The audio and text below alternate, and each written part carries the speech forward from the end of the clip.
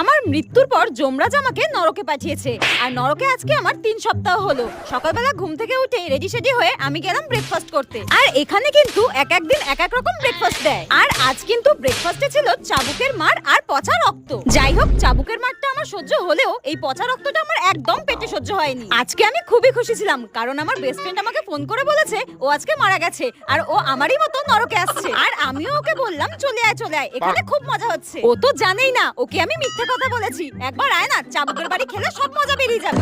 আর যেতে যেতে হঠাৎ আমার রিমঝিমের সঙ্গে দেখা। ওর আজকে শাস্তি শেষ হয়ে যাচ্ছে, আর ও আমাকে বলল টাটা, আমি নরক থেকে বিদায় নিচ্ছি। পরের জন্মে আমাকে যমরাজ বলেছে কুকুর বানাবে। আর আমি বললাম কেন, তোকে কুকুর বানাবে কেন, মানুষ বানাবে না?